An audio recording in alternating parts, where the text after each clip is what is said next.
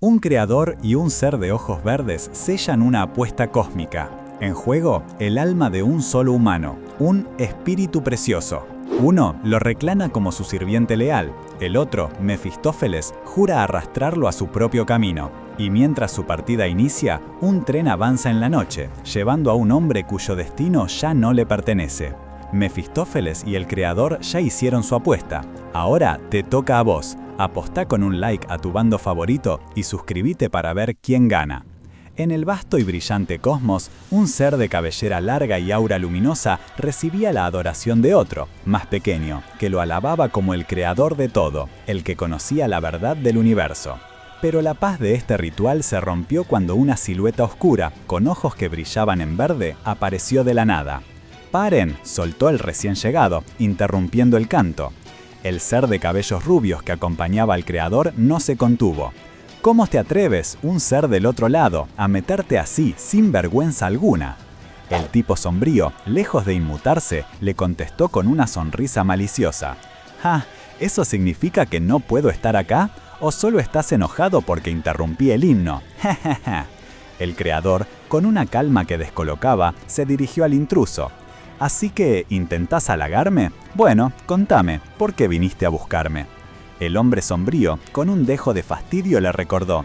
«Vos siempre con lo mismo. ¿Cómo voy a olvidarlo si me lo repetís cada vez que te veo?» El creador, con una sonrisa, le aseguró que no discriminaba a nadie y que de hecho le gustaba escuchar sus historias. Pero la cara del ser de cabellos rubios era de puro disgusto. El hombre sombrío, ignorándolo, empezó a hablar de su desprecio por el mundo terrenal.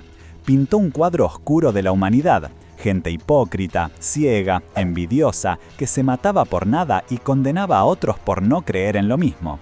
Mencionó la crueldad, la codicia y la falta de entendimiento de los humanos, mostrándolos en escenas caóticas de violencia y engaño. «Odio esas cosas de la tierra», sentenció, con sus ojos brillando de furia. «De verdad las odio». El creador no pudo evitar reírse, divertido por el apasionado discurso del hombre sombrío. «Decís que no tenés afecto por nada en la tierra, pero a mí me parece que te preocupás por esos humanos vagos», lo provocó. El hombre sombrío se quedó mudo por un segundo y después explotó de indignación. «¿Qué diablos decís? ¿Preocupado yo? ¡Ni loco! Viejo, mirá, hasta el ángel se tapa los oídos. Esto es pura calumnia. ¿A vos te parece que esto es preocupación?» El creador solo lo miró con una sonrisa enigmática. ¿Así? ¡Qué barbaridad!». Cambiando de tema, le preguntó al hombre sombrío si recordaba a un espíritu precioso que había nacido hacía poco. El hombre sombrío dudó, tratando de recordar. El creador explicó que ese niño, aunque no era diferente a los demás, había nacido entre bendiciones y penas y que era su preciado sirviente. El hombre sombrío, astuto, respondió: «Ah, es así, pero vos no sabés si va a ser tu espíritu o no todavía, ¿verdad?». Esa insinuación pareció ser la gota que derramó el vaso para el ser de cabellos rubios, que de repente se rodeó de una descarga eléctrica, gritando: «¿Cómo te atreves?». La energía del ángel vibró con rabia, pero el hombre sombrío ni se inmutó.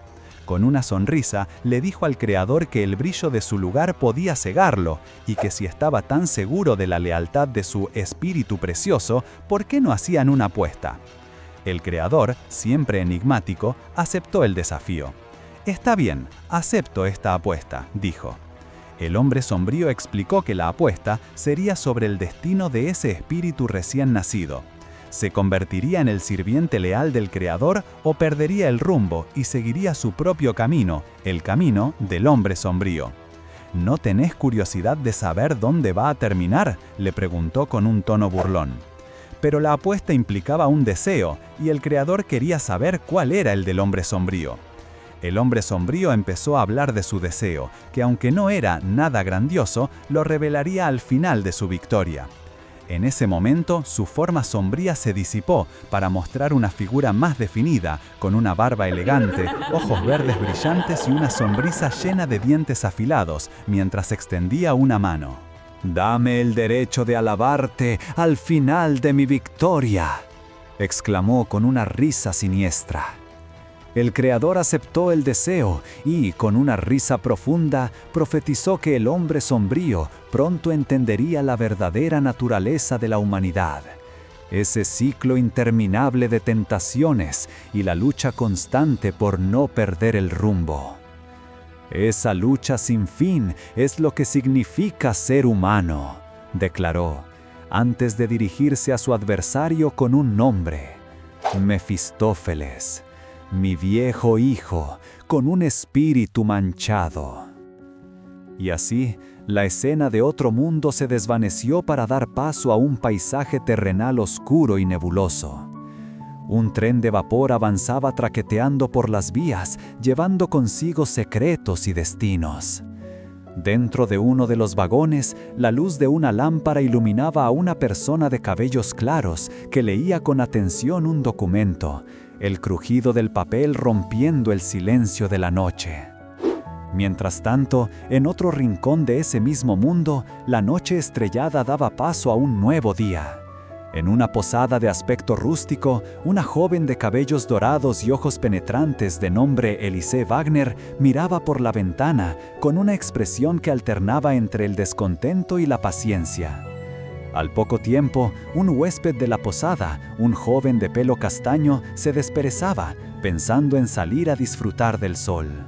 Bajó las escaleras, esperando que su habitación ya estuviera lista, pero la posadera, una señora amable y con experiencia, le explicó que había habido un pequeño enredo. Otro huésped había llegado antes, y esa era la única habitación disponible. Se disculpó con Elise, quien parecía un poco frustrada por la situación. El joven huésped, al ver a Elise, no pudo evitar sentirse intrigado. Le pareció alta, pero al mismo tiempo muy linda. Se regañó a sí mismo por esos pensamientos espontáneos, pero la curiosidad ya estaba sembrada.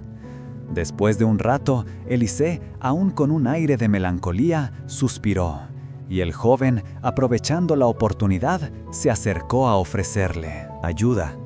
Ella le dijo que ya estaba todo arreglado y que no se preocupara. Luego, le preguntó si también se hospedaba allí. El joven, con una sonrisa, le confirmó que estaba de vacaciones, y ella, con una sonrisa, le contó que venía de la ciudad, buscando un lugar como ese para su viaje. Entusiasmado, el joven se ofreció a mostrarle los alrededores, pero justo en ese momento, la posadera apareció para anunciar que la habitación de Elise ya estaba lista.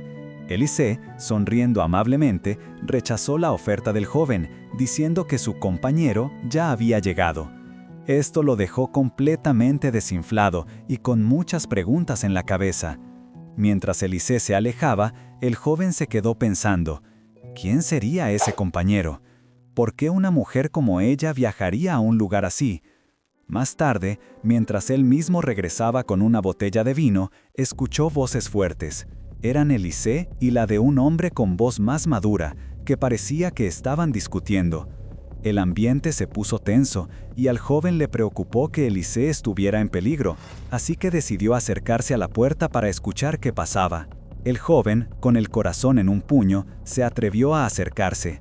Alcanzó a escuchar fragmentos.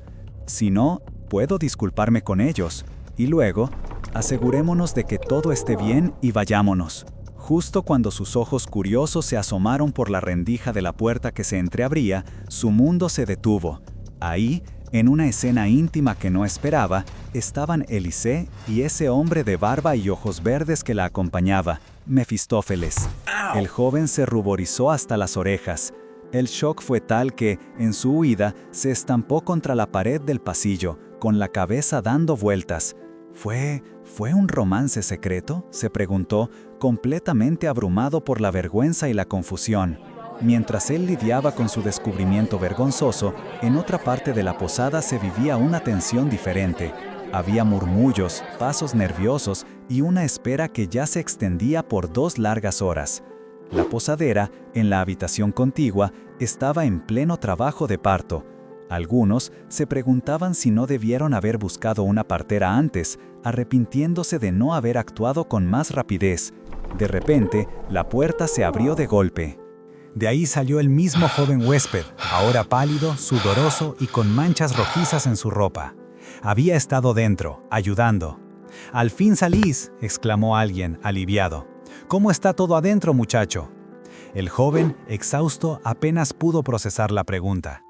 Dentro de la habitación, una escena conmovedora se desarrollaba.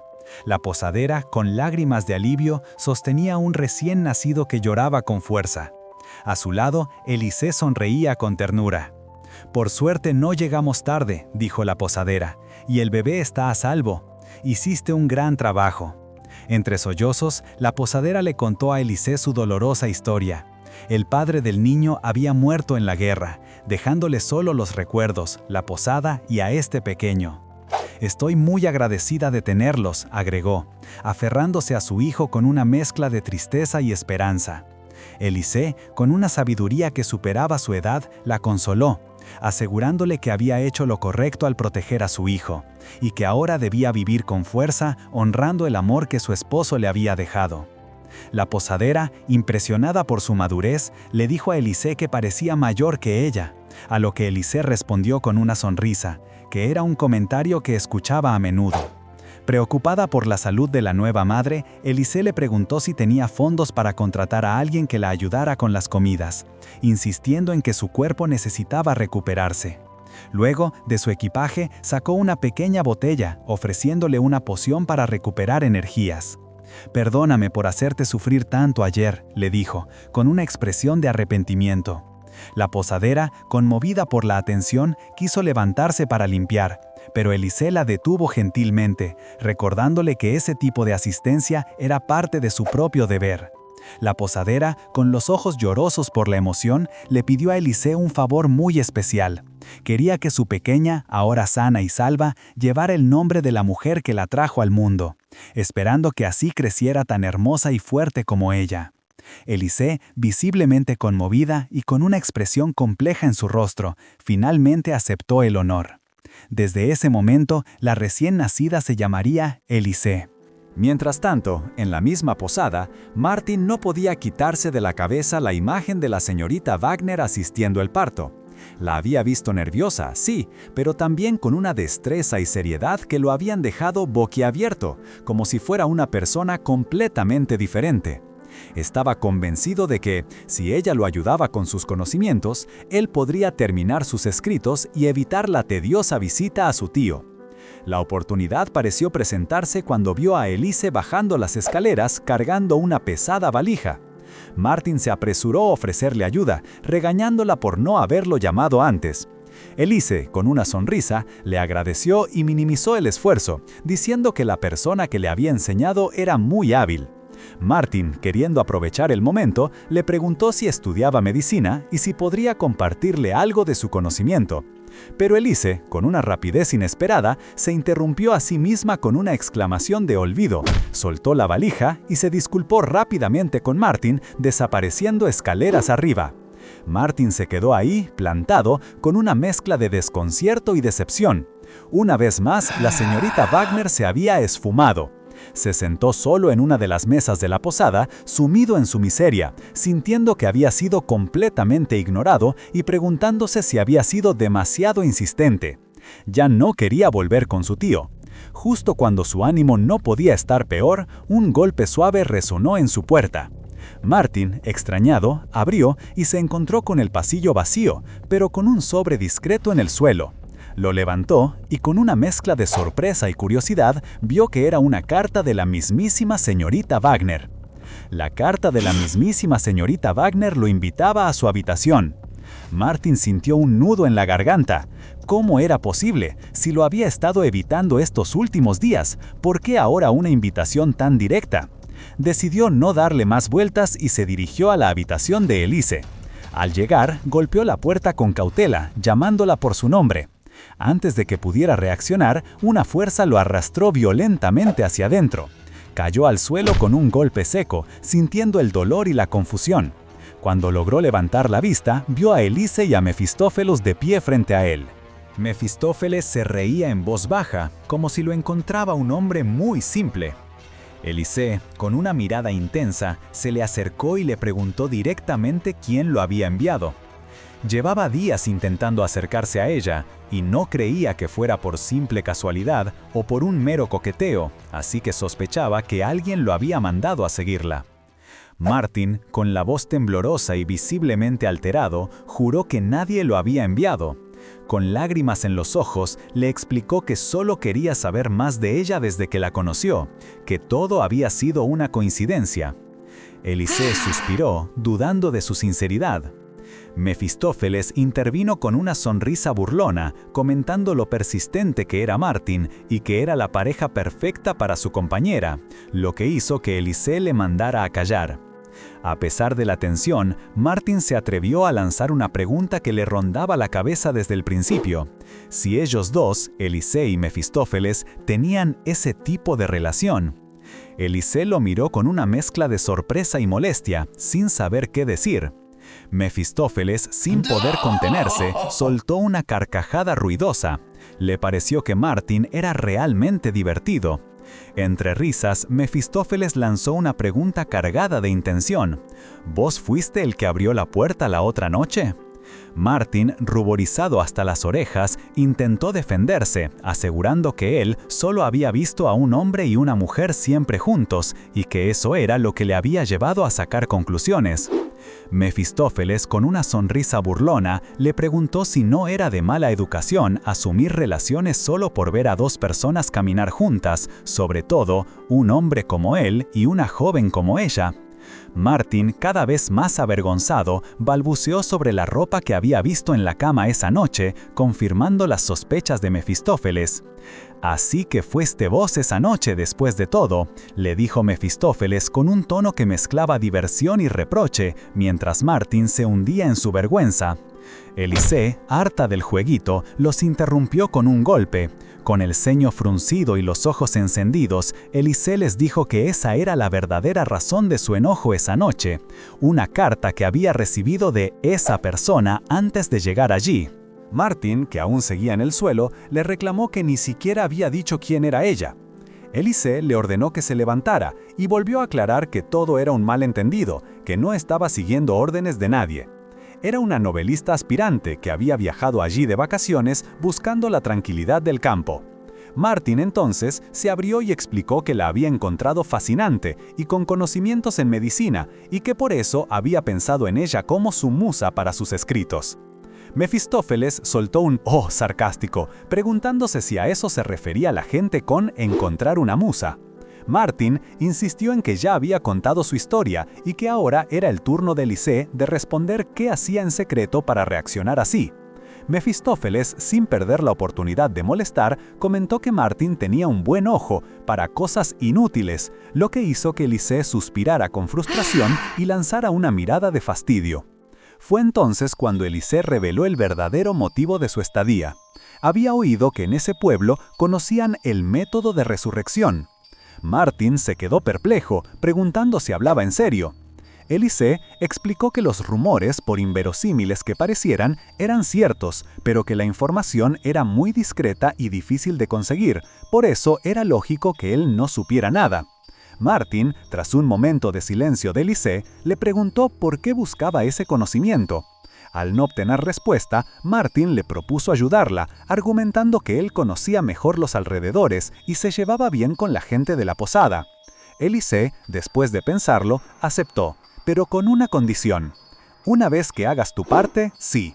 La cara de Martin se iluminó. «¿De verdad lo decís? Entonces lo haré», exclamó lleno de energía. «No se preocupara, señorita Wagner, él la ayudaría». Mefistófeles, con un golpecito en la cabeza, lo despidió rápidamente, sugiriendo que la gente podría malinterpretar ver a dos hombres en la habitación de una mujer. Martin asintió apurado y se despidió. Una vez solos, Mefistófeles le preguntó a Elisée si debía seguir a Martin y amenazarlo para que olvidara todo, o si le preocupaba lo que pudiera escribir. Elisée no se mostró preocupada, creía que Martin era un buen hombre. Mefistófeles, con su escepticismo habitual, le preguntó si aún confiaba en los humanos. Elisée, con una pequeña sonrisa, afirmó que no le parecía mal confiar en él. Mefistófeles, un poco resignado, la instó a que se apuraran para terminar y poder irse porque Wagner debía estar aburrido. Elisée simplemente dijo sí. Los días pasaron, y a pesar de la ayuda de Martin, la búsqueda de Elise por el método de resurrección no daba frutos. Martin se quejaba de lo difícil que era investigar vagamente sin que los aldeanos entendieran lo que buscaban. De hecho, algunos hasta les ofrecían servicios para bodas. Mientras tanto, Mefistófeles observaba la escena, divertido, sentado tranquilamente en un árbol. Martin empezó a sospechar que lo que buscaban podría estar escondido en una zona sellada del bosque, donde se decía que había aparecido una bestia grande. Pero Mefistófeles interrumpió la idea, advirtiéndoles que sería muy sospechoso hurgar por ahí sin decir nada en una zona rural. Justo en ese momento, la posadera apareció, trayendo la ropa lavada de Martin. Él se puso muy nervioso, insistiendo en que ella no debería hacer esfuerzos después de dar a luz, pero la posadera le restó importancia. Curiosa, les preguntó qué andaban haciendo los dos. Martin, sonrojado, rápidamente aclaró que no era lo que ella pensaba. Dijo que estaban investigando algo, un rumor sobre gente que podía ayudarlo a ver a su tía fallecida una última vez. La posadera dudó un momento, mencionando que había escuchado rumores sobre gitanos y que le parecía algo muy extraño. Pero Elise, con su mirada aguda, se dio cuenta de que la posadera sabía más de lo que aparentaba. Directamente le preguntó si conocía algo al respecto. La posadera, algo apenada, confesó que sí. En la noche de su mayor dolor, cuando su esposo murió y los aldeanos organizaron su funeral, unas personas extrañas se le acercaron. Le dijeron que había una manera de volver a ver a su esposo. Le ofrecieron revivirlo si ella les donaba su cuerpo. Sin embargo, ella se negó. No podía dejar el cuerpo de su esposo con ellos sin saber qué pasaría, y más allá de la incredulidad, temía que, si lo revivían, su alma no podría ir al cielo. Después de su rechazo, las misteriosas figuras desaparecieron para nunca volver. Elise escuchó la historia con una seriedad palpable, procesando la información sobre las verdaderas implicaciones del método de resurrección que tanto buscaba. La posadera, sin embargo, no podía evitar sentir una profunda soledad. A pesar de haber rechazado la oferta de revivir a su esposo, la tristeza de estar sola le hacía lamentar, aunque sea por un instante, haberlos mandado a volar. Martin, dándose cuenta de su dolor, le tomó suavemente la mano. Le aseguró que no debía arrepentirse de su decisión, que su corazón la había guiado por el camino correcto.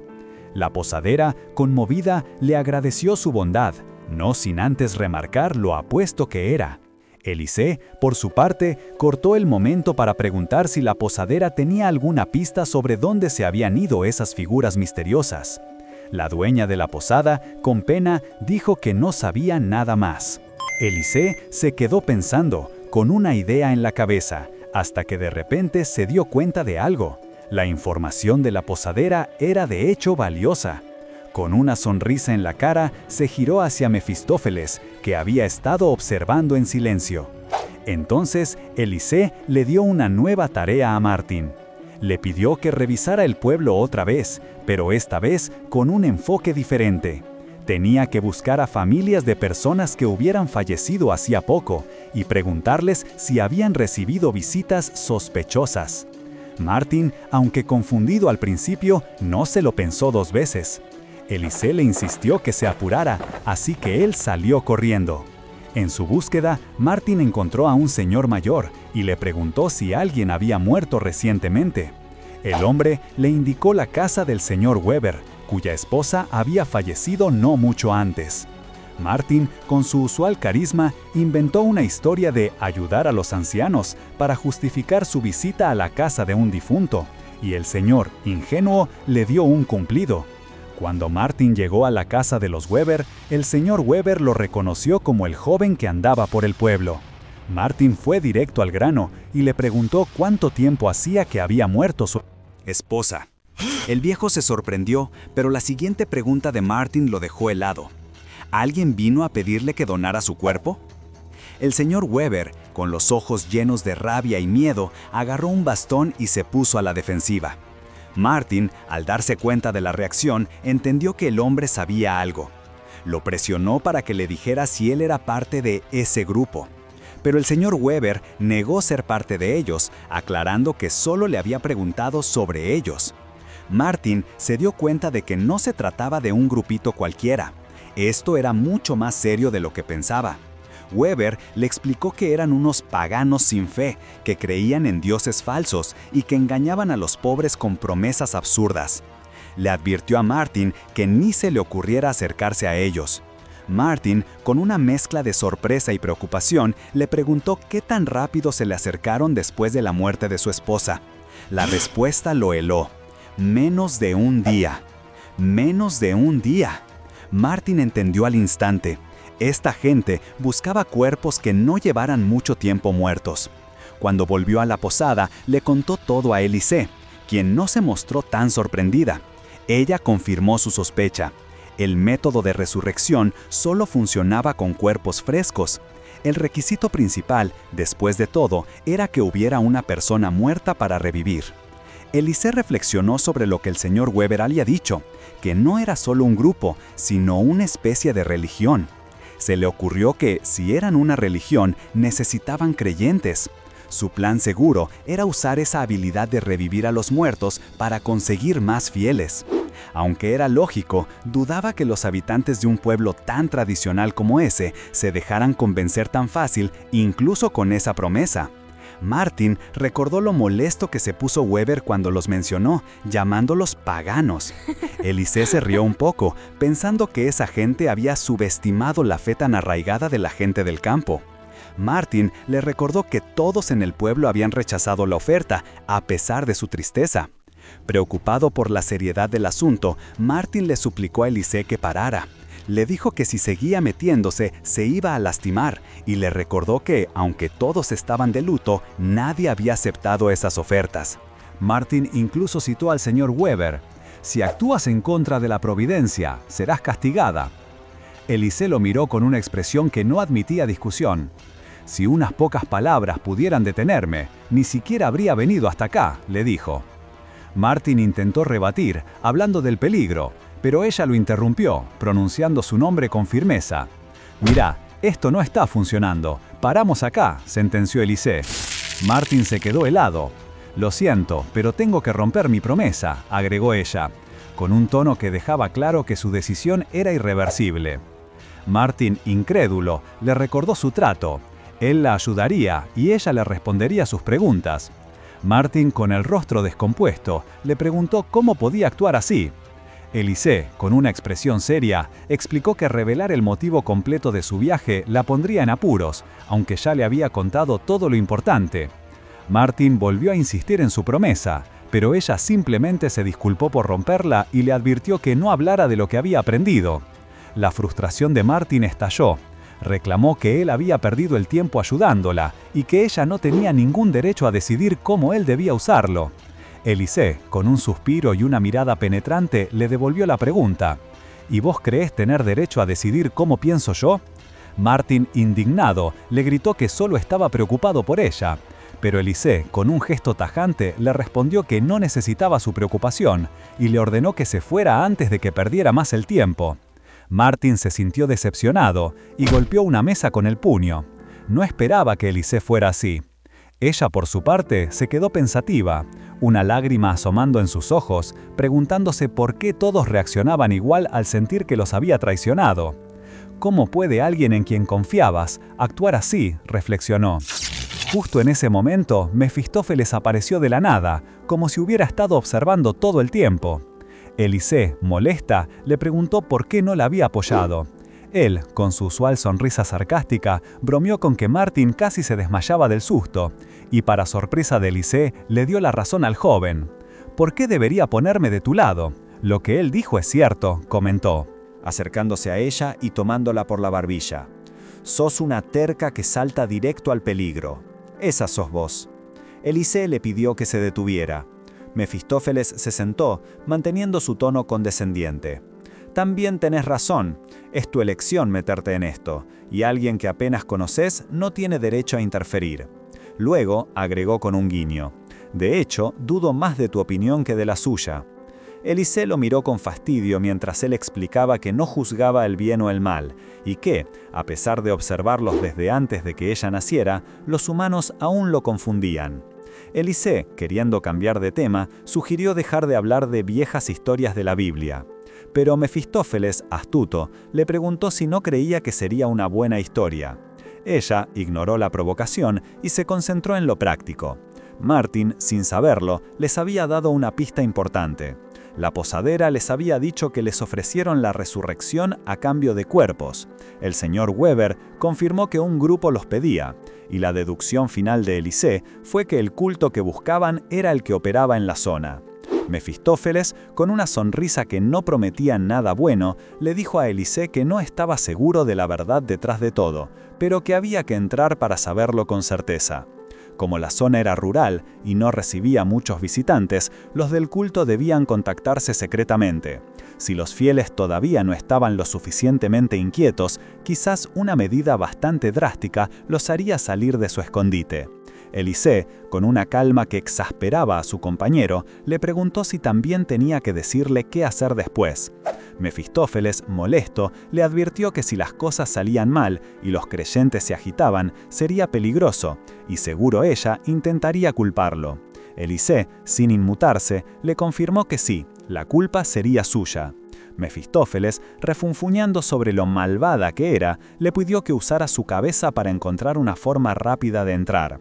Elisée le aseguró que no se preocupara, que para ella buscar por el bosque no era ningún esfuerzo. Mientras tanto, en la posada, Martin seguía dándole vueltas a lo que había pasado. Suspiraba, arrepentido de haber reaccionado así con Elisée, y se preguntaba si su familia se sentiría de forma similar al intentar disuadirlo de ser escritor. Rápidamente se corrigió. «No, escribir no es peligroso. Además, a mí me mandaron al ejército», se dijo, todavía frustrado. Para despejarse, decidió leer algo. Sacó un libro del estante y de repente un papel doblado cayó al suelo. Martin lo recogió con curiosidad y sus ojos se abrieron de golpe al leerlo. El doctor Faust y su asistente Wagner se quedan en Königsberg. Era información sobre la señorita Wagner. Con el corazón latiéndole fuerte, Martin miró el libro que había sacado. Biografía del doctor Faust. La conexión era innegable.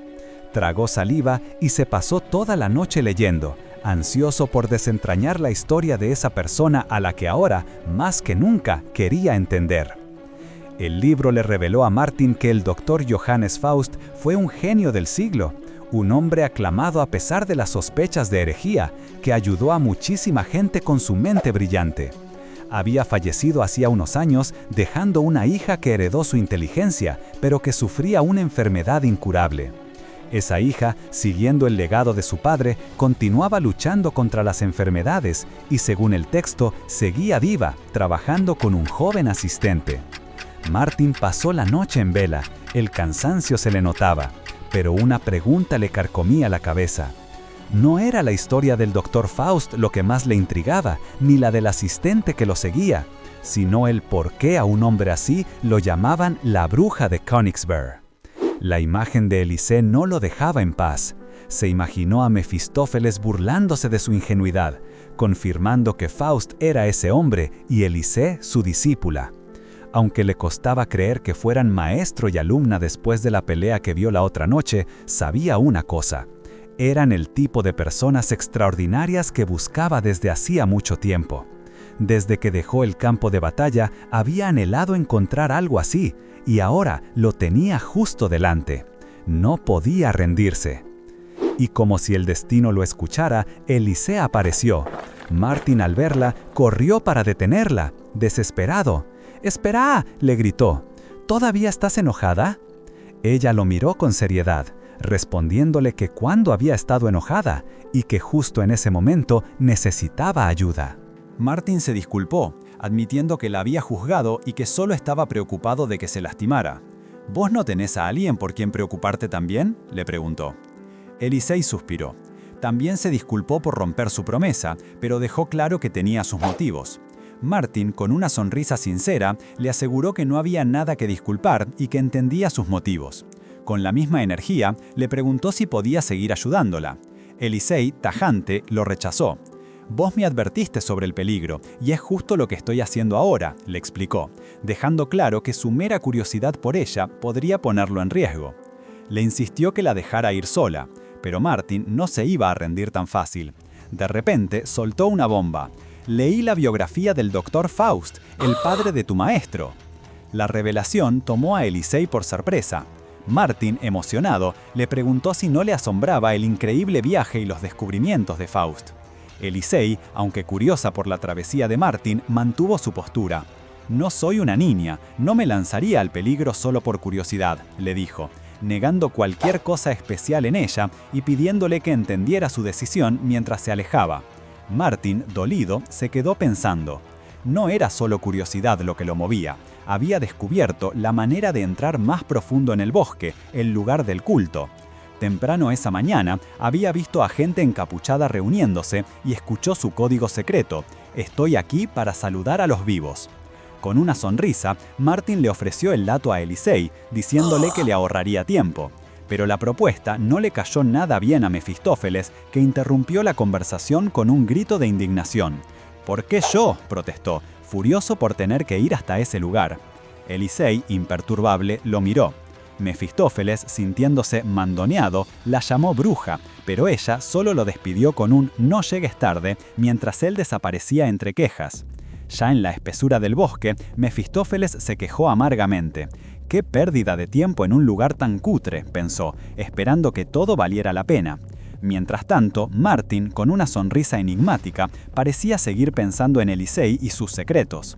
Elisei, por su parte, ya estaba en lo profundo del bosque, profundizando en la investigación que le había asignado. Murmuraba para sí misma, con un aire de incertidumbre a pesar de la belleza del día que la rodeaba. De repente, su mirada se fijó en dos figuras encapuchadas. Eran ellos, los miembros del culto. Con cautela, empezó a seguirlos, pero un pie en falso la hizo resbalar. El crujido de ramas bajo su peso alertó a los encapuchados, quienes se detuvieron, preguntándose si habían escuchado algo. Elisei se escondió entre la maleza, el corazón latiéndole fuerte, esperando que la tomaran por un animal. Justo en el momento más tenso, un ¡babam! Y Mefistófeles apareció de la nada, sorprendiéndola tanto que perdió el equilibrio y cayó directamente en sus brazos. Él, con una mezcla de sorpresa y picardía, se acercó, mientras Elisei, exasperada por la intromisión, lo empujaba lejos. La cercanía los dejó a ambos un poco incómodos. Pero antes de que pudieran procesarlo, se escucharon pasos y una voz familiar. Era Martin. Él había llegado. Sin dudarlo, Martin se adelantó, empujando a Mefistófeles para pasar, y se plantó frente a los cultistas. Ellos, al ver a Elisei de pie junto a él, se confundieron pensando que era la mujer que había aparecido. Martin, con la voz firme, soltó la frase clave que había aprendido: «Estoy aquí para saludar a los vivos». Pero la Elisei que estaba con él, en realidad le apretaba el brazo con fuerza, como si intentara detenerlo. Y Elisei de verdad miraba la escena con una mezcla de preocupación y fastidio. Aún así, Martin volvió a soltar la frase, más seguro, esperando que funcionara. Y sí, funcionó. Los cultistas, que antes estaban sorprendidos, se relajaron de golpe y se mostraron amigables, saludándolos como si fueran viejos conocidos. Se les acercaron, preguntándoles si iban de camino a rezar. Martin, siguiendo el juego, les dijo que sí, pero que lamentablemente no sabían el camino. Al ver la ropa de Elisei y Martin, los cultistas asumieron que eran recién llegados, nuevos en la fe. Elisei, sin perder el ritmo, se puso en personaje, simulando pena y excusándose que se había enterado tarde del lugar. Con una voz suave, les pidió si, por favor, podían guiarlos hasta la iglesia. Mefistófeles, observando el despliegue de su compañera, no pudo evitar recordar lo bien que actuaba Elisei.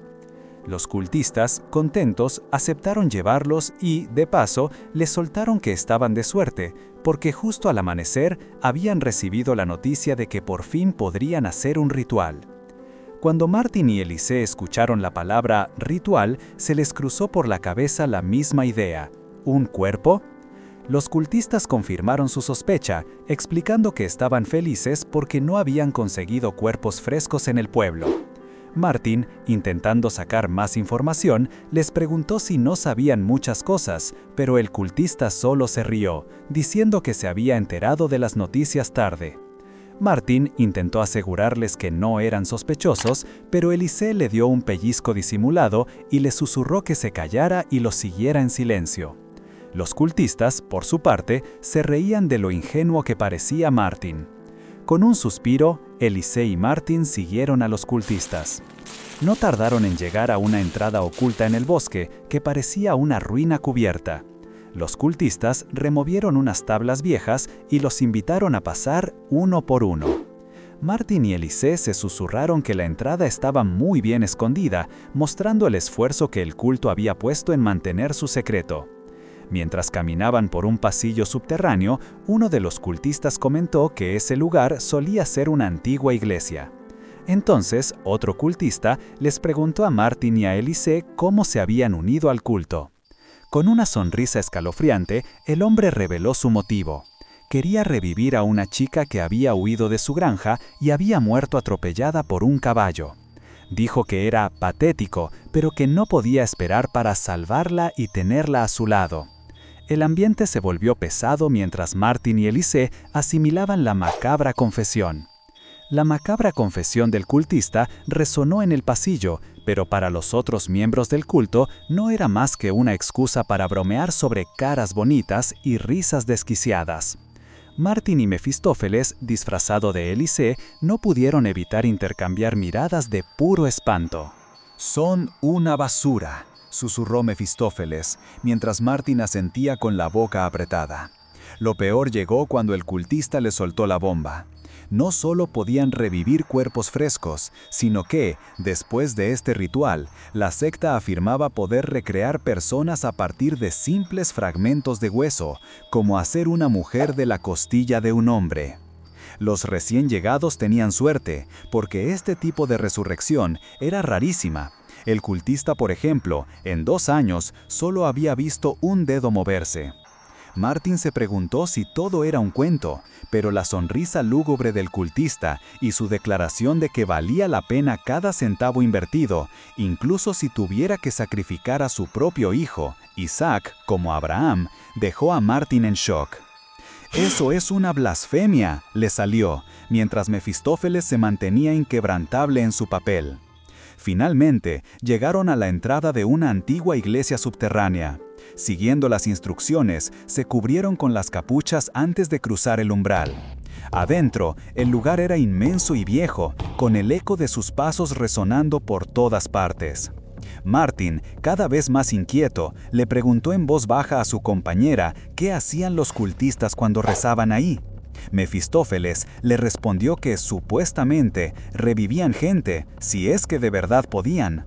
Martin no pudo ocultar su preocupación ante la posibilidad de que los muertos volvieran a la vida de repente, a lo que Mefistófeles, con una mirada astuta, le preguntó si se había creído las patrañas del cultista. Martin dudó, sin saber qué pensar, mientras se sentaban entre los demás encapuchados. De pronto, un grito imponente exigió silencio. Todas las miradas se dirigieron al altar, donde un hombre de figura imponente y ojos penetrantes, el líder de la secta, tomó su lugar. Deslizando una mano sobre un gran libro, anunció con una sonrisa siniestra: «La espera terminó. Comencemos las oraciones para saludar a los vivos». Proclamó que era un día especial, una revelación divina por la sinceridad de sus corazones, y los cultistas, eufóricos, respondieron con un coro de vítores. El ritual principal estaba a punto de comenzar. Mefistófeles, aún disfrazado de Elise, no pudo evitar el gesto de asco mientras le explicaba a un confuso Martin qué significaba esa revelación. Era simple, habían conseguido el cuerpo que tanto querían. Para estos cultistas, traer ese cuerpo de vuelta a la vida sería la prueba definitiva de su poder, de que realmente podían levantar a los muertos y que eran los elegidos por Dios. Martin, sorprendido por la información, le preguntó a Mefistófeles cómo sabía tanto. «¿Cuántos años tenés, Martin?», soltó Mefistófeles con un tono despectivo. «A tu edad ya deberías saber pensar por vos mismo». Martin, avergonzado, le recriminó que él se veía más joven y que eso era grosero, pero el líder de la secta, con una mirada fría, los silenció con un carraspeo. Martin solo atinó a pedir disculpas, moviéndose incómodo en su asiento. Mientras el joven seguía preguntándose cómo pretendían revivir a alguien en una iglesia tan normal, el líder se puso de pie. Anunció que, antes de comenzar sus alabanzas, iban a saludar a la hermana Alina. «¿A quién perdiste para unirte a nosotros, Alina?», le preguntó. Con lágrimas cayéndole por la cara, Alina empezó a contar su dolorosa historia. Su esposo, Bruno, un hombre valiente, había muerto de una forma tan absurda. Lo asesinó un vecino por una disputa sobre unas piedras movidas en su granja. El líder, con una sonrisa que no llegaba a sus ojos, se acercó a consolarla, afirmando que su Dios les daría una segunda oportunidad de estar con sus seres queridos. Alina, arrodillada y desesperada, le rogó una confirmación. «Claro que sí, Alina», respondió el líder, extendiéndole una mano para levantarla. «Dios va a cumplir nuestros deseos». Luego se dirigió a toda la congregación, usando la fe de Alina como ejemplo para animarlos a seguirla y orar. Los cultistas volvieron a estallar en vítores y aplausos. Mefistófeles observaba la escena con una expresión descifrable, mientras Martin, aún perplejo, le preguntó si Alina realmente creía que podían revivir a la gente. «No sé», contestó Mefistófeles, frotándose los dedos. «Pero cuando perdés a alguien preciado, la desesperación te consume. Hay gente de todo tipo. Algunos logran enterrar a sus seres queridos en el corazón y seguir, pero otros, otros buscan algo más. Y es ahí donde la fe puede ser una herramienta poderosa, especialmente si le pones el nombre de Dios para dar esperanza a los que ya están medio muertos en vida». Martin, un poco incómodo, le preguntó a Mefistófeles por qué siempre hablaba de forma tan negativa. «No creo nada hasta que lo veo con mis propios ojos», le respondió Mefistófeles con su disfraz de Eliseo. «Te dije que la gente es muy diversa, ¿no?». Martin lo miraba, notando algo distinto en él, como si la señorita Wagner hubiera cambiado, pero Mefistófeles simplemente lo ignoró. Mientras tanto, el líder de la secta levantó la voz, dirigiéndose a todos. «Estamos acá para traer de vuelta a los que amamos, como Alina a su Bruno, y anoche nuestro Dios nos reveló algo importantísimo. Hoy por fin podemos revivir gente con el conocimiento que Él nos dio». Los murmullos de esperanza llenaron el lugar, mencionando a Bruno, esperando verlo pronto. El líder explicó el método. «Si querés volver al mundo como un recién nacido, tenés que conseguir un cadáver fresco. Y con eso me mostrás tu sinceridad». Y la hora había llegado. Anunció que ya habían encontrado a alguien para hacer la ofrenda sacrificial y los invitó a que lo trajeran. Un joven, con la cabeza cubierta por un saco, fue arrastrado y puesto sobre una especie de mesa de altar. El líder lo presentó como el sacrificio que le iban a ofrecer a Dios. Iban a meterle un objeto sagrado en el corazón para revivir a alguien que había muerto hace poco. Martin no pudo creer lo que estaba viendo. Estaba lívido, con la boca abierta, y solo podía pensar, ¿pero qué demonios es esto? Un cultista cercano trató de justificarlo, diciendo que el sacrificio era inevitable, un pequeño precio por algo grande. Lo más terrible fue cuando el líder reveló que el joven se había ofrecido voluntario esa misma mañana, justo después de que la revelación divina llegara. «Dios está escuchando nuestras oraciones», exclamó, y el resto de los cultistas le siguió el juego con gritos de alegría. Martin estaba asqueado. «Están locos», pensó. Desesperado, se volteó hacia Mefistófeles, o mejor dicho, hacia la señorita Wagner, y le rogó: «Esto es una locura, tenemos que pararlos, rápido». El líder de la secta alzó su cuchillo, listo para la estocada final. En ese instante, el joven, en un último destello de conciencia, recordó a su madre, a su padre, a su hogar. No quería morir así. El cuchillo bajaba, pero un grito resonó en la iglesia. ¡Alto! La hoja se detuvo en seco, bloqueada justo antes de alcanzar su objetivo. Martin, con la cara descompuesta por el horror, fue quien interrumpió la locura. Pálido, temblando, pero firme en su grito: «¡Pará! Te lo dije, estás por matar a alguien». El líder de la secta, con una sonrisa forzada, lo miró como si fuera un chiquilín maleducado. «¿Matar? ¿De qué hablas, hermano? Esto es un sacrificio que Dios nos mandó para probar nuestra fe». Mientras los cultistas empezaban a cuchichear entre sí, Martin, totalmente indignado, no dudó en responderle: «No mientas, lo estás asesinando en este mismo instante». Pero al líder no le gustó para nada que lo expusieran así. Apuntó a Martin y gritó: «¡Atrápenlo! Su impureza va a arruinar nuestro ritual sagrado». Al instante, varios cultistas se le fueron encima, agarrándolo con fuerza. «¡Déjenme! ¡No pueden hacer esto!», gritaba Martin intentando zafarse. «Tenemos a alguien a quien revivir», le respondían mientras lo reducían contra el suelo. Martin, con el aire apenas escapando de sus pulmones, vio la terrible verdad en sus ojos y en sus palabras. «Están todos locos, están matando a otra persona para revivir a sus muertos, cuerpos muertos, aldeanos». La realidad de la situación, el origen de los cuerpos frescos, lo golpeó con una fuerza abrumadora. En su desesperación, Martin volteó la cabeza, buscando la mirada de la señorita Wagner, la única que, quizás, podría detener semejante horror. Pero Mefistófeles, en su disfraz, simplemente se quedó ahí, con una expresión de total indiferencia, los brazos cruzados, observando la escena. En ese momento, Martin entendió. Ella no iba a hacer nada, no le importaba. «Maldita sea», pensó Martin, suplicando en vano mientras los cultistas lo inmovilizaban por completo. Estaba solo, y el ritual continuaría.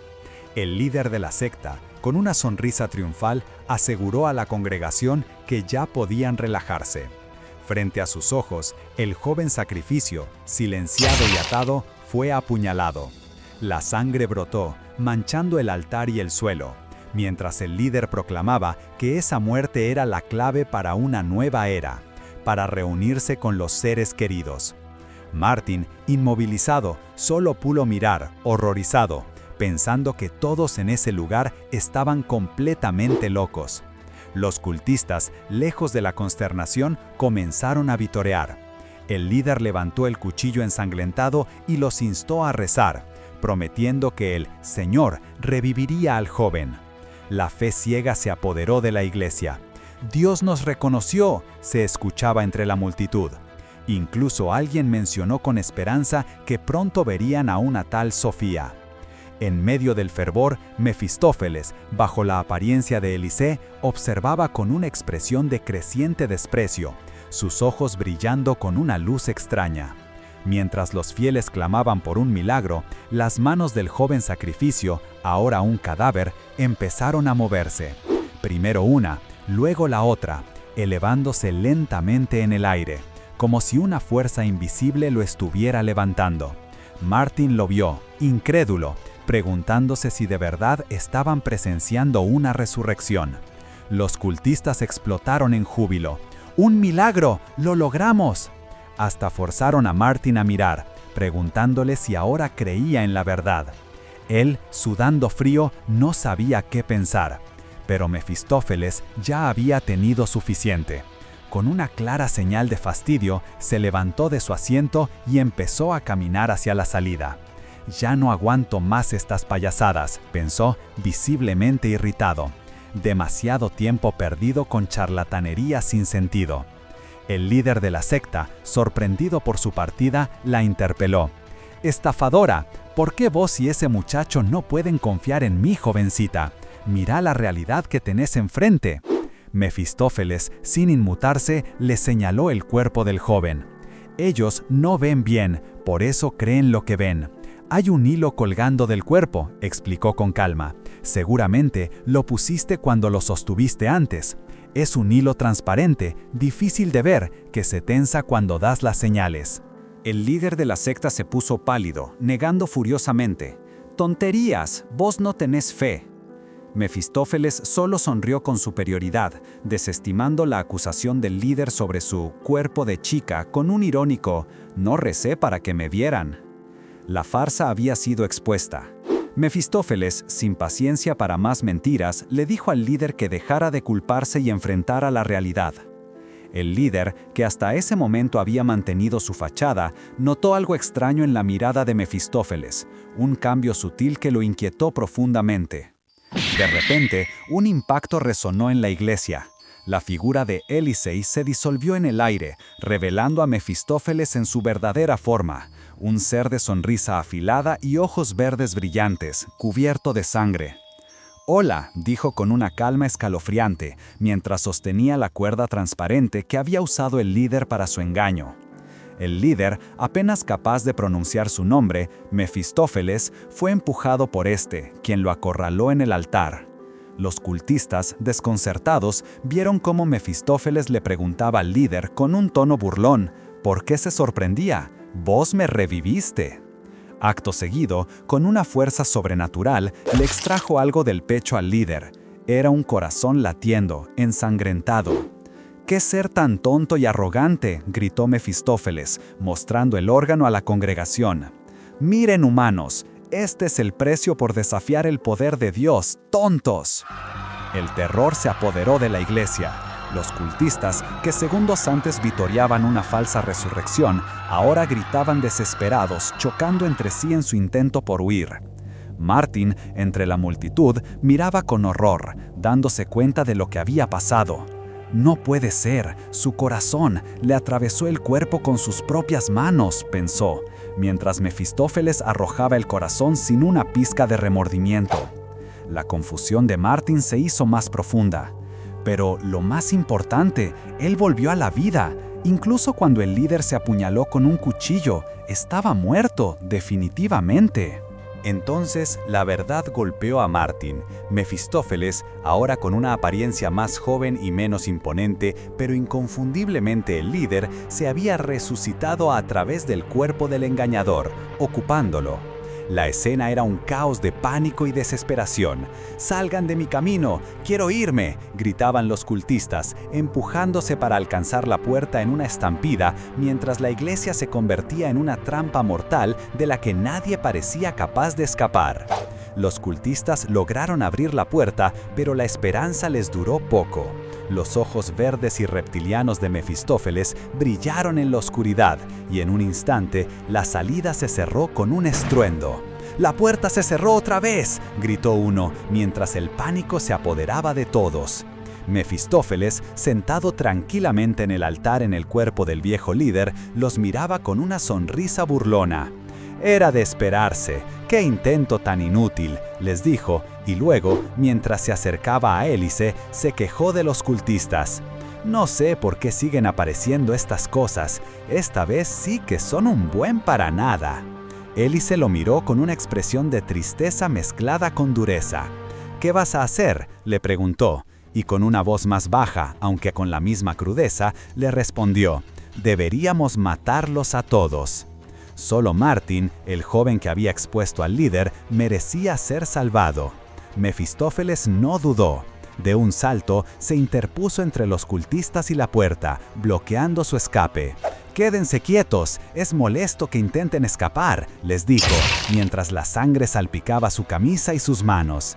Los cultistas, desesperados, intentaron negociar, ofreciéndole dinero, incluso culpando al anterior líder. Pero Mefistófeles no les dio tregua. «Ustedes mataron a un inocente, ¿no?», les recordó, señalando su complicidad. «Por más que discutan, son ustedes los que alentaron y apoyaron esa matanza». Algunos cultistas, aún aferrados a la esperanza de la resurrección, intentaron justificar lo sucedido. «Pero vos reviviste, eso es suficiente, es una bendición volver a la vida como humano». La mención de humano pareció enfurecer a Mefistófeles. «¡Qué tonterías! Gente estúpida que hace cosas que ni siquiera entiende», replicó, con un brillo peligroso en sus ojos. «Ojos, no me llamen humano. Sé mejor que nadie lo que soy, y esa persona también lo sabe». Miró a Hélice, quien parecía impacientarse. «No tenemos tiempo para darles excusas inútiles», le dijo ella. Mefistófeles le devolvió la mirada, con una sonrisa torcida y una de sus manos transformándose en una garra oscura y afilada. «Haré lo que vos me digas, mi señor». La confesión resonó en la iglesia, dejando en claro quién era la verdaderamente maestra de todo. Y apenas Hélice dio la orden, los gritos de terror llenaron la iglesia. Mefistófeles, transformado, cumplía las instrucciones de su señor mientras el caos y la sangre se apoderaban del templo subterráneo. Martin, aún en el piso, mal herido y sin poder moverse, observaba el horror. Se preguntaba cómo Hélice podía estar tan tranquila entre semejante masacre y qué clase de monstruo era Mefistófeles, que se movía entre los cultistas con una brutalidad casi demoníaca. En medio de todo, Mefistófeles, con una sonrisa salpicada de sangre, se acercó a Hélice, como buscando aprobación. «¿No crees que valió la pena el trabajo?». Pero Hélice ni lo miró, solo dijo un nombre, como si fuera la cosa más normal del mundo: «Faust». Martin, que estaba cerca y escuchó esa palabra, sintió que todas las piezas del rompecabezas de repente se unían.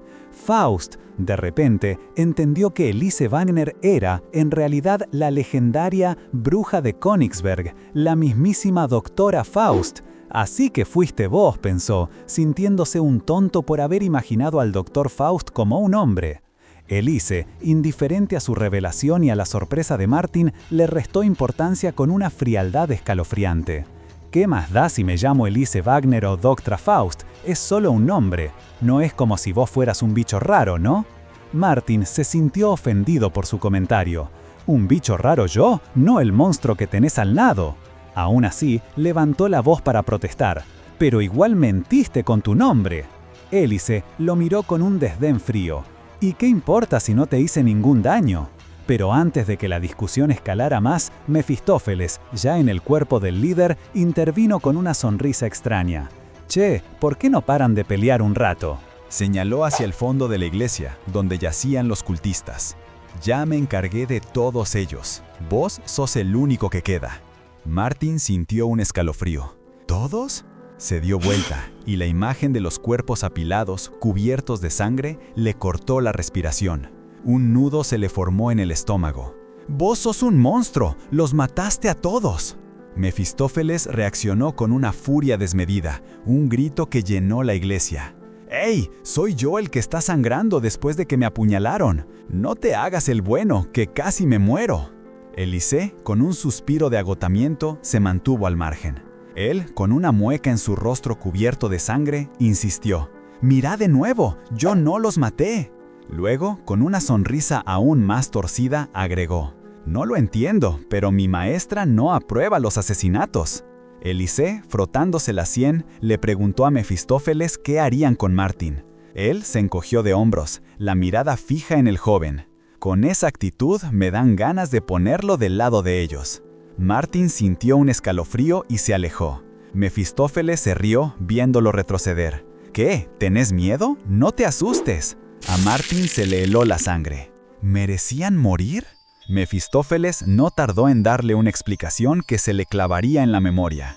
Uno por uno, reveló los secretos oscuros de los cultistas. El que mató a su padre por propiedades. El que acabó con su esposa por otra mujer. El que explotó a sus trabajadores sin pagarles. Cada uno de ellos es un pecador con un pecado imperdonable. Son los que desperdiciaron su tiempo, plata, para venir acá y esconderse de sus pecados como unos cobardes. Y entonces soltó la bomba. La verdad que lo cambió todo. Parece que sangraron mucho, pero en realidad solo se desmayaron. Los cultistas no estaban muertos, solo inconscientes. Mefistófeles sonrió. Tal vez se olviden de todo cuando se despierten. Martin lo miró incrédulo. ¿Es posible? ¿Te mintieron toda tu vida?, le respondió Mefistófeles con ironía. Mi existencia debería ser suficiente para desafiar lo que crees posible. Martin observó el cuerpo poseído del demonio, notando que se veía más joven de lo que recordaba, casi de su misma edad. Entonces, ¿ya te decidiste? ¿Y si le sacamos el cerebro para un experimento? Elise lo interrumpió, con un tono cortante. Ya basta, déjalo. Miró a Mefistófeles y luego a Martin, que aún estaba asustado. Sabes que no te pedí que te importara, ¿no? Mi trabajo es peligroso, no podés meterte solo por curiosidad. Mientras empezaba a caminar hacia la salida, su voz se hizo más grave, más reflexiva. Lo único que aprendí desde que empecé este camino es que, después de que una vida es revivida, la muerte la seguirá. No soy buena ni estoy condenada, solo hago lo necesario. Se detuvo en la puerta y se volvió hacia Martin. Con una mirada seria le dijo, «Es hora de que vuelvas». Elise, con su mirada habitual, le dijo a Martin que era hora de volver, ofreciéndole borrar todo lo que había visto de su memoria como una especie de agradecimiento por sus buenas intenciones. Martin, aún conmocionado, no entendía qué tipo de elección le estaba dando y señalaba a los cultistas inconscientes, preguntando qué pasaría con ellos. Mefistófeles, con su particular sarcasmo, intervino para aclararle el panorama. Básicamente, Elise le preguntaba si quería seguir su vida tranquilo y olvidar todo, o si prefería quedarse con los demás y que también le borraran los recuerdos. Pero Martin tenía otra idea. En lugar de elegir, le preguntó a Élise si podía seguirla. Ella, sorprendida, o quizás molesta por su persistencia, le preguntó si acaso no había estado escuchando. Martin, exaltado, le aseguró que sí, que justamente por eso quería acompañarla. Élise lo miró con una ceja levantada, preguntándole si era consciente de que se estaba aferrando a ella. Él admitió ser terco, recordando cómo su familia decía que le vendría bien un lugar peligroso. Él sabía que se veía débil, pero gritó que la naturaleza humana no cambia tan fácil. Martin, con una mezcla de desesperación y convicción, le confesó que ella era la persona que había estado buscando. Élise le advirtió que no era alguien en quien debería interesarse, pero a Martin no le importó. Empezó a hablar de su pasado como militar, de haber estado en campos de batalla, llevando espadas y armas a pesar de no quererlo. Recordó épocas de paz que lo aburrían y otras llenas de gritos y sangre. En el fondo, él solo quería vivir un sueño de infancia, una vida de misterios como las de los libros, pero su mundo se tiñó de sangre, sin opciones, sin esperanza. Pero ahora, al ver a Élise, todo era diferente. Sentía que la vida que siempre quiso estaba frente a él. Con una convicción renovada, le suplicó: «Faust, por favor, déjame acompañarte». Élise, mientras se alejaba, le soltó una pregunta punzante. ¿Así que me estás pidiendo que te lleve conmigo, por más molesto que te pongas, solo por tu sueño? Martin se encogió, la verdad de sus palabras doliéndole un poco, pero sin cambiar su determinación. Él insistía en que podía valerse por sí mismo. Pero Mefistófeles, que seguía en el cuerpo del joven líder de la secta, se rió con sorna y le recordó cómo lo había dejado tirado en el suelo.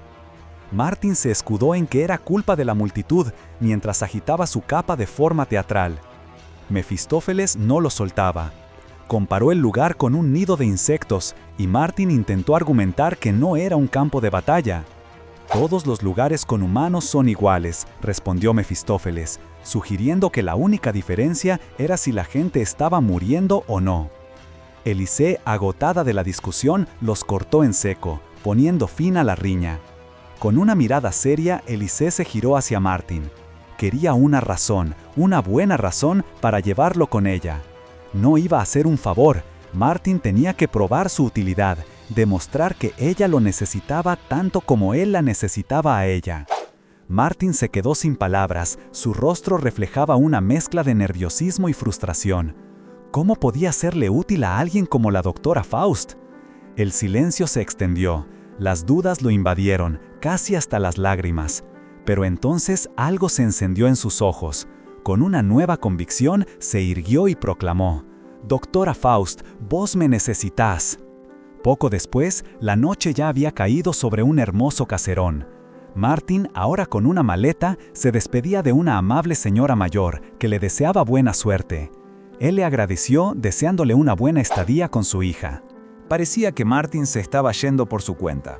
Se subió a una carroza, algo torpe, casi cayéndose, justo cuando otra persona, Mefistófeles en el cuerpo del joven líder, subía también, disculpándose por la tardanza. Élise ya estaba adentro. Ella le preguntó a Mefistófeles si tenía dónde quedarse en la ciudad.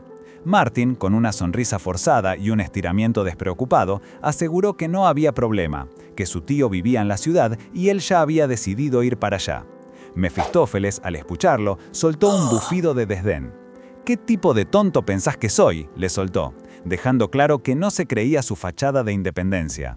Mientras la carroza avanzaba por el camino en la oscuridad, Martin, con la voz más seria de lo que había estado antes, se dirigió a Élise. «Discúlpame, doctora Faust», empezó. «Tengo algo que preguntarte. ¿Por qué me aceptaste?» Élise lo miró con algo de molestia, o tal vez era solo su expresión habitual. Martin, notando su reacción, se apuró a aclarar que no era que no quisiera estar allí, sino que simplemente tenía curiosidad. Ella, en su mente, recordó las palabras de Martin en la secta. «Vos me necesitás.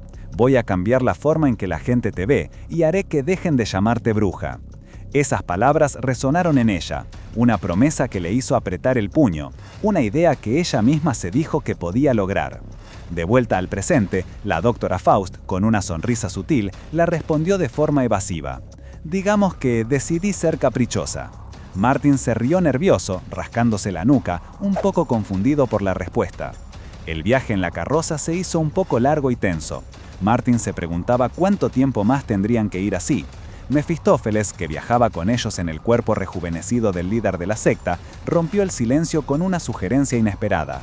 ¿Por qué no intentamos ser más amigables? Eliseo asintió, pensando que eso sería bueno.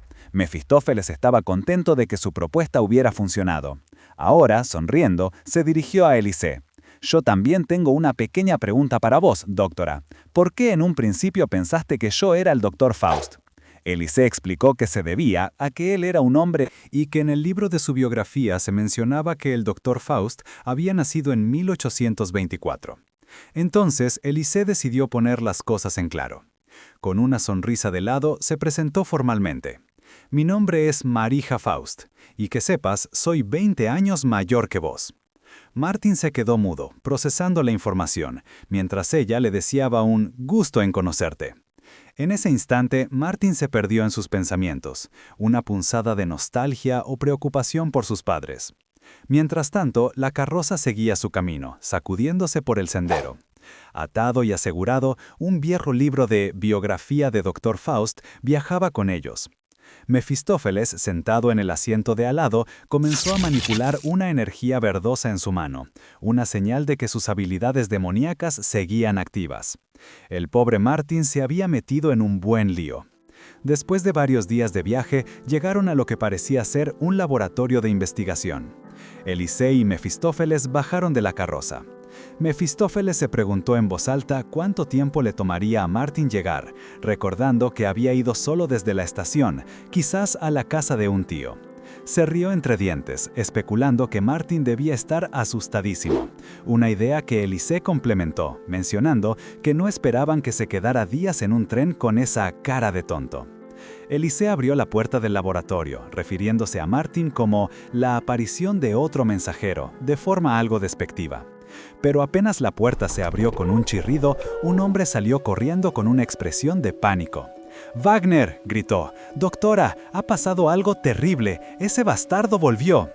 La sola mención de «ese bastardo» dejó a Amari ya de piedra, mientras su mirada y su pregunta muda confirmaban que sabía perfectamente de quién hablaban. Mientras tanto, lejos de la urgencia del laboratorio, Martin llegaba por fin a la casa de su tío. Era de noche, pero la voz de su pariente lo recibió con una calidez genuina, preguntándole si era él y sorprendiéndose por lo tarde que era. Martin se disculpó por la hora y por aparecer sin aviso, explicando que había hecho un amigo en el camino y por eso había llegado tan deprisa.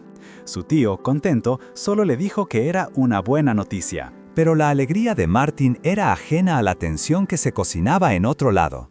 En una casa distinta, una mujer de cabello rosa gritaba, con la voz llena de angustia, que Valentín había vuelto. Y justo entonces, un hombre, con una sonrisa que no inspiraba ninguna confianza, apareció para saludar. ¿Cuánto tiempo sin vernos? Martin, ajeno a todo el drama, lo recibió con una alegría inmensa. ¡Tío Valentín! ¡Pero qué final de locura! Así como Mefistófeles manipula esa energía verdosa, ustedes manipulen la barra de likes y háganla explotar. Suscríbanse si no quieren perderse el próximo chismecito. Y cuéntenme acá abajo qué manhua les urge que narre. ¡Hasta la próxima, mis manhuamañacos!